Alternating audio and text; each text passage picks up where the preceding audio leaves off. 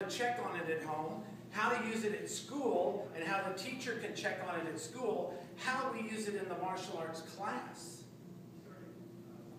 And we check on it there. And they see that in the class. Now, what are they seeing? Is that perceived value? That's real value now. When they come in, and you say it's $197 a month, that's perceived value. When they get in there and they find out they get all of that, and they realize that first year is just the tip of the iceberg, we have all of these other expansion programs of this to get them to black belt so it becomes a habit, it becomes a way of life. That alters a kid's mind. It alters a kid's vision. When you teach a kid how to set goals, how to set short-range goals, long-term range, if you can do those, and you show them how we do it in the martial arts, and how he's going to do it in school, when you can show them how we're going to improve their academics, because the reason our kids in our program, to get a black belt in our school, they have to have an A or a B average in school. When the parents hear that, 90% of them are excited about that. The other 10%, maybe the kids are already making good grades or they don't care about that. But majority of them are. How are we going to do that? How can we guarantee those parents that their kids can make A's and B's? Anybody? Because they're going to ask you. Reward the children for the report card. Say it again? Reward the children for the report card. Grades. Well, that's like if you want them to do self-discipline, okay, you go do that, I'm going to give you $5. So we're not going to reward them. What are we going to do? Show them the skills to do it. You got to teach them the skills that do that. What makes a kid get better grades than another? There's only two things they have to do. What is one of them? Which is, what's the first thing they have to do? Say, who said that word? Focus. They got to know the 4 laws of concentration. How can they learn from this teacher if when the teacher's talking, that they don't know how to focus their eyes? In other words, nobody's taught them to look at the teacher when the teacher's talking. We teach them that. How are we going to do that if we say, focus your ears, and they don't know how to listen when the teacher's talking? They're listening to the kids talk next to them, or the noise outside. How are we going to teach them to focus their mind when they're thinking about what they're doing after school or the video game they got when the teacher's talking, and so I have no idea. If they're looking at her and it looks like the ears are in the right direction, they're not thinking about what the teacher's saying. And what if they're slouching on their desk or slumped down in their seat while the teacher's talking? Now their body's not in a position to listen. So we teach them how to sit up straight at their desk. Hands on, pen in the hand if they need to take notes. Not in that nap position. So, what do you think a parent thinks about that? So how can a kid make good, how can we know that the kids are going to do well in school? Well, number one, by making it a requirement. Yes, rewarding them is going to build the habit, but we have to teach them how to do it to get the reward. We can't just have the reward and expect them to learn how to do it. And that's the key to the success of the implementation of everything that we teach you. Is we show you how to take your skills with the martial arts techniques and how to make them a better kid.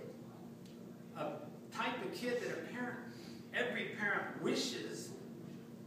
The behavior, the discipline, the respect. How do you teach respect to the kids?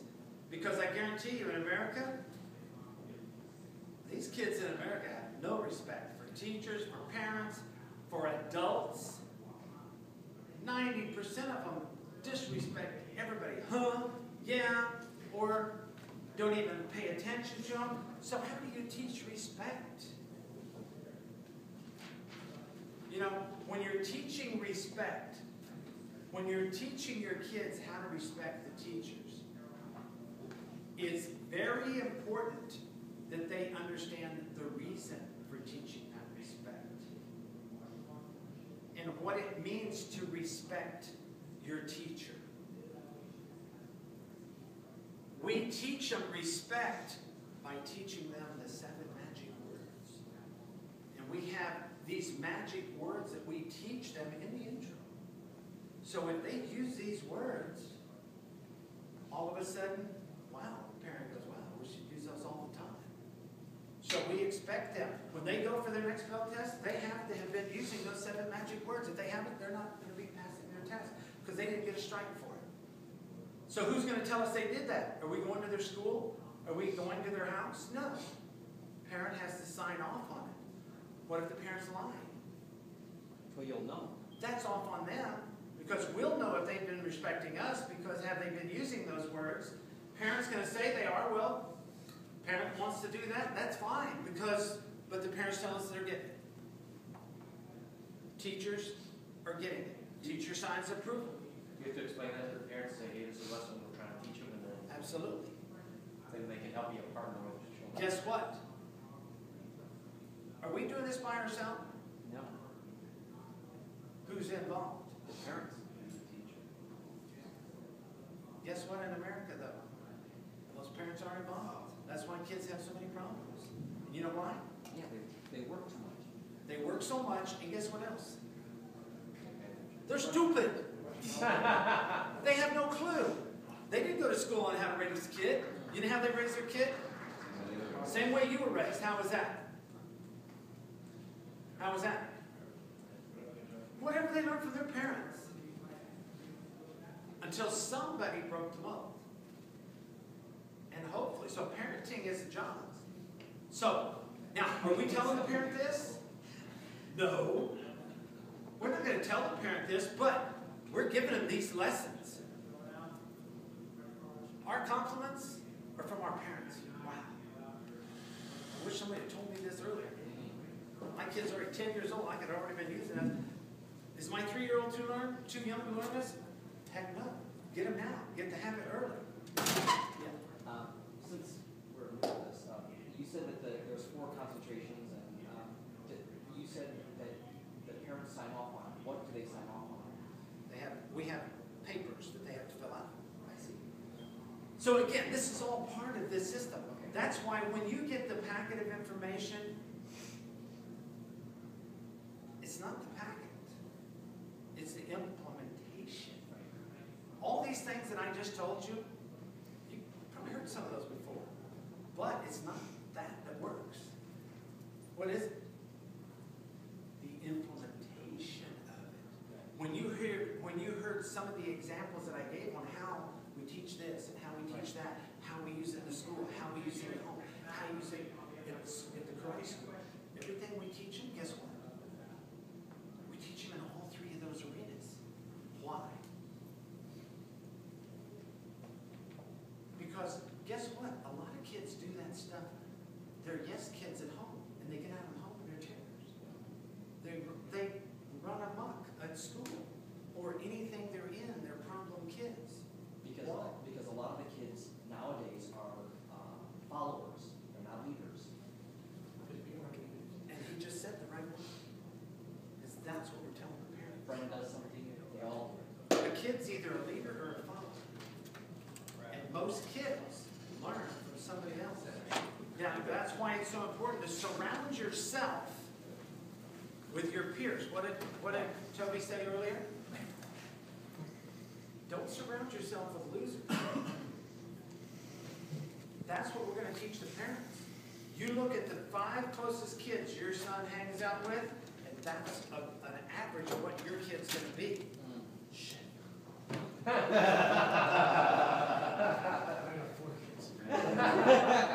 This. Hey Jeff, let me go my line on that, by the way. You say parents, is peer pressure good or bad? Depends on the peers, right? And so what we're doing is we're creating a positive peer group for your child. So you're going to know that the people that they associate with are going to be high achiever, high performers. Are you getting an idea now of how we're increasing this value? You know how now, when we say it's $397 or $497 or whatever, now they're going, I don't care what it is. If you can get my kid doing those things. But guess what? We already have kids doing it. So when they talk to the other parents, just like when you saw the names and the pictures of the people up there and what they're doing in the gross already, guess what? That's hard for you to vision that right now for yourself, isn't it? But just by hearing these other guys, and some of you knew some of those people, but just by seeing that, what does that give you? A little more confidence. Okay, I guess it works. I guess I can do it if they can do it. But guess what? Just, if I remember correctly, and I lost the video, I think, and this is the guy who had like $250,000 in 5 months. Right? And here's what I happens. don't know if I still have that on video anywhere. And you know what? I'm going to... There you go. There you go. And let me tell you, you know what the hardest thing is about running martial arts school? There's only 2 things. If you want to be successful, the 2 hardest things. 1, who's going to teach you how to run it? Who's your mentor? 1. 2, who's motivating you? Guess what? Hardest thing. You're here. You hear me talk. Maybe you get excited. Maybe you get motivated. Guess what? You go back home. That lasts for a couple days. Out of sight, out of mind, all of a sudden, you're not motivated anymore. You know, as a competitor, became a world champion, I had to motivate myself. I had inspiration from Grandmaster Jim Ray, but I had to motivate myself. I'm the one that had to get my butt up in the morning and train. I'm the one that had to get in the ring and be able to walk out of the ring. So, if you're either a self-motivator or somebody has to motivate you.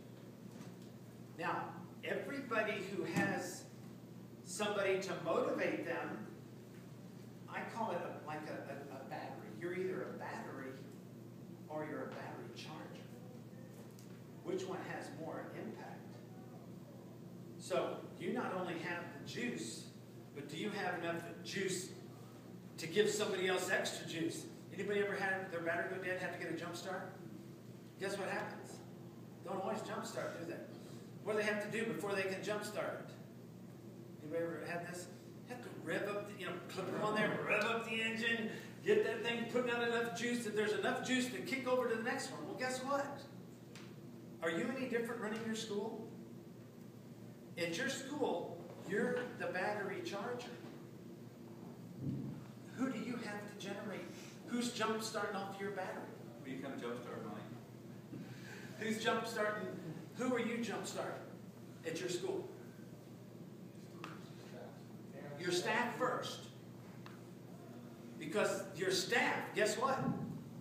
If you're not jump starting your staff, your battery's going to run down pretty damn quick, because if it's your juice that's running all the students and all the staff, and they're not juicing any of those students, somebody better be giving you a big charge, right?